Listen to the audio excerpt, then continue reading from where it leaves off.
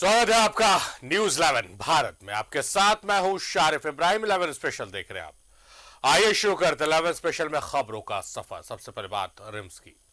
गरीब मरीजों की आखिरी उम्मीद रिम्स की व्यवस्था दिनों दिन बदतर होती चली जा रही है। सरकार की लाख कोशिश और हाई कोर्ट की फटकार के बाद भी व्यवस्थाओं में कोई सुधार नहीं हो रहा है। जनहित याचिका की सुनवाई करते हुए हाई कोर्ट ने यहां तक कह दिया कि रिम्स निदेशक से व्यवस्था नहीं सुधर रही है तो वो अपना इस्तीफा सौंप दे।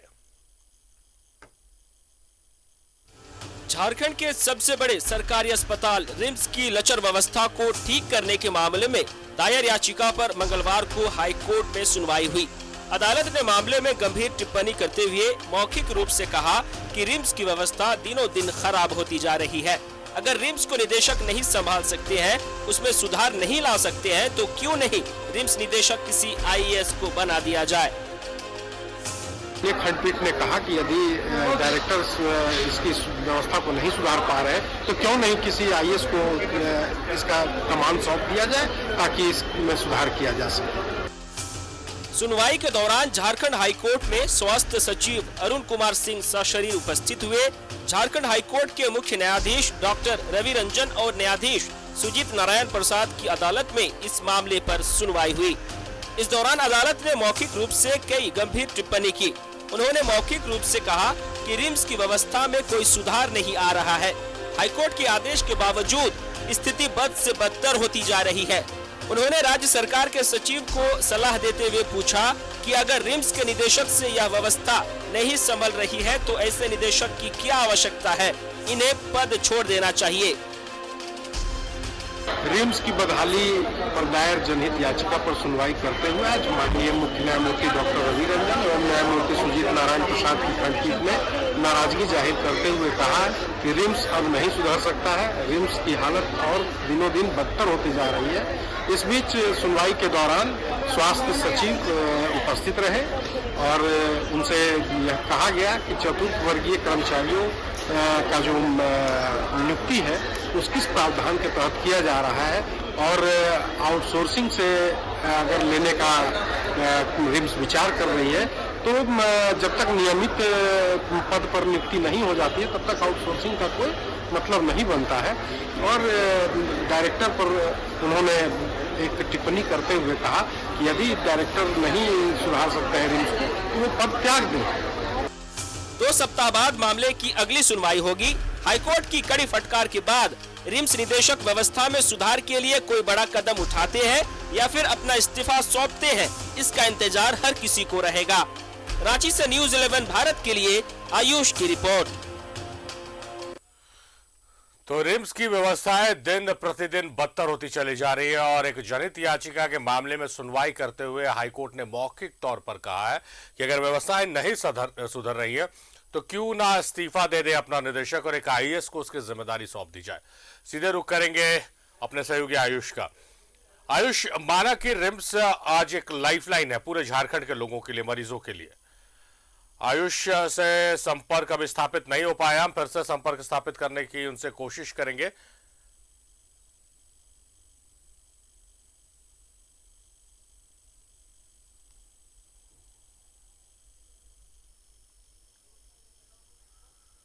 तो रिम्स निदेशक को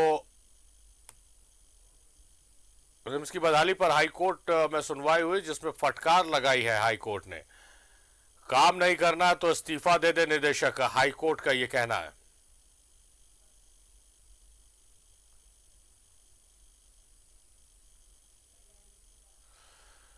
तो एक बार फिर रुक करते आयुष का संपर्क उनसे स्थापित हो गया है। आयुष, जिस तरह से रिम्स की लचर व्यवस्थाओं को लेकर हाईकोर्ट लगातार टिप्पणियां कर रहा है और आज तो बहुत तल्ख टिप्पणी ही है। मौखिक तौर पर हाईकोर्ट ने यहां तक कह दिया कि अगर व्यवस्थाएं नहीं सुधर रही है, और सही बात है, अगर व्यवस्थाएं नहीं सुधर रही है तो आप घर बैठिए, आप इस्तीफा दे दीजिए।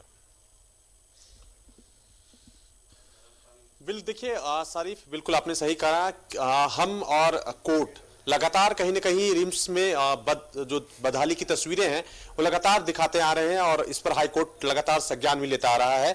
पिछली बार की बात करें तो ट्रॉली के बदले मोबाइल गिरवी रखने की बात को हाई कोर्ट ने काफी गंभीरता से लेते हुए कल टिप्पणी की थी। कहा था कि शर्मनाक है कि ट्रॉली के लिए भी मोबाइल गिरवी रखना पड़ता है। और इस तरह से जो जितनी भी याचिकाएं हैं उसको एक साथ हाईकोर्ट सुन रहा है।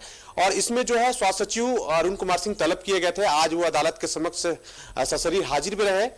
सुनवाई शुरुआत हुई और सबसे पहले ये पूछा गया कि चतुर्थ वर्गीय कर्मचारी जो नियुक्ति हो रही है उसमें आउटसोर्सिंग का सहारा किस प्रावधानों के तहत लिया गया। सरकार उसमें रिम्स ने ये जवाब दिया था कि सरकार से मंतव्य लेने के बाद जो है आउटसोर्सिंग के तहत नियुक्ति की जा रही थी।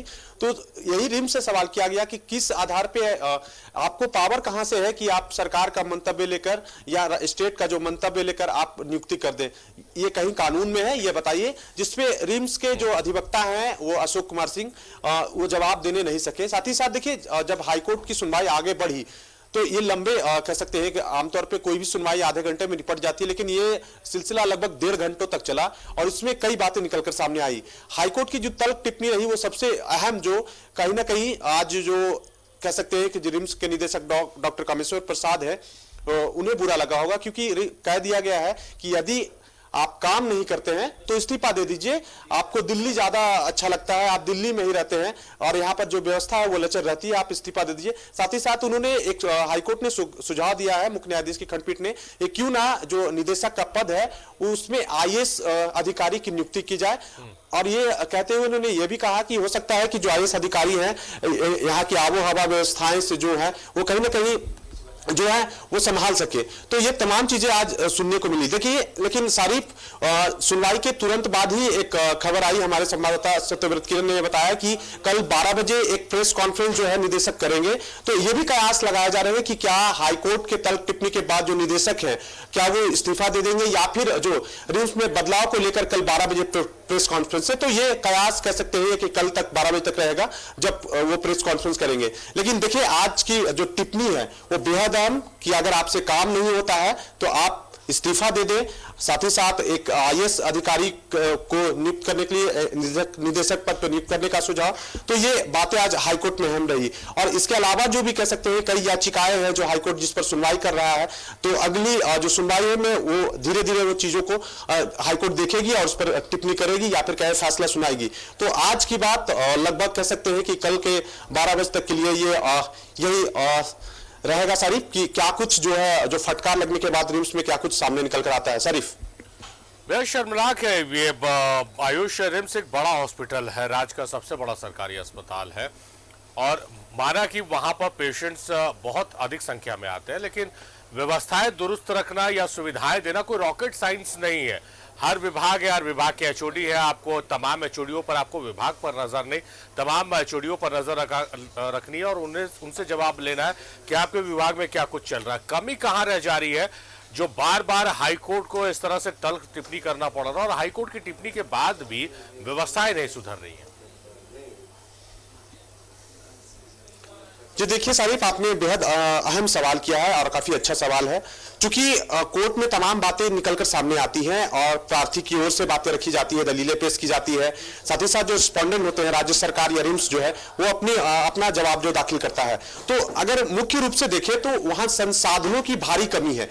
हालांकि ऐसा नहीं है कि कोई चीजें रिम्स को जो है जो नहीं मिलना चाहिए, जो रिम्स को नहीं मिल रहा हो, वो तमाम जो संसाधन है वो मिल रहे हैं, लेकिन मैन पावर की कमी कहें या फिर जो मशीनरीज है, जो भी कह सकते हैं कि जो इक्विपमेंट्स है उसका सही तरीके से इस्तेमाल न किया जाना, साथ ही साथ जो मैन पावर आउटसोर्सिंग का वो सहारा लेते हैं। आउटसोर्सिंग में जो लोग जुड़ते हैं, जो लोग आते हैं, वो कह सकते हैं कि उन्हें काम करने की इच्छा कम होती है या फिर जो कह सकते हैं कि वो वेल स्किल्ड नहीं होते हैं। तो ऐसे में समस्याएं आती है।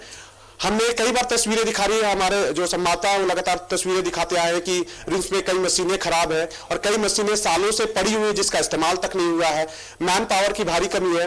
देखिए रिम्स का आज रिम्स को लेकर एक जो मुख्य न्यायाधीश की खंडपीठ ने टिप्पणी किया कि अगर आप नियमित पद के लिए रिक्तियां निकाल कर उसे भर देंगे तब जाकर आपको बाह्य सोर्स का सहारा लेना चाहिए। यहां पर यह होता है कि नियमित पद खाली है और बाह्य सोर्स का सहारा लेकर काम चलाया जा रहा है। तो कब तक काम चलाया जाएगा? ऐसे में नियुक्ति अगर है, अगर नियमित हो जाए तो जो काम करने वाले लोग हैं उनमें मनोइच्छा जागृत होगी, वो अच्छा काम करेंगे। जो भी लोग कह सकते हैं, आपने बताया जो राज्य का सबसे बड़ा अस्पताल है और राज्य भर के 24 जिले समेत आपको बता दें बिहार से भी कई जो बीमार होते हैं, जो भी रोगी होते हैं वो रिम्स पर निर्भर होते हैं। वो रिम्स में एक उम्मीद और एक आस लिए आते हैं। यहाँ के कई डॉक्टर हैं जो प्रख्यात हैं।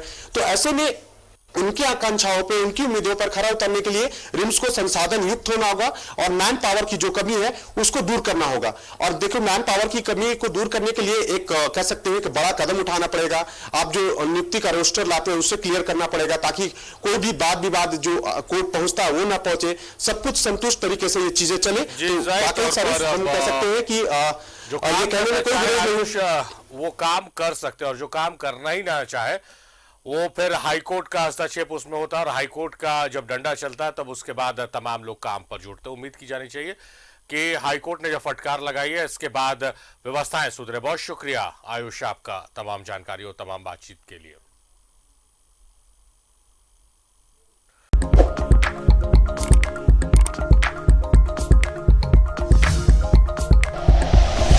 Like and share videos, subscribe करें हमारा चैनल और प्रेस करें बेल आइकॉन। News 11 भारत, सच है तो दिखेगा।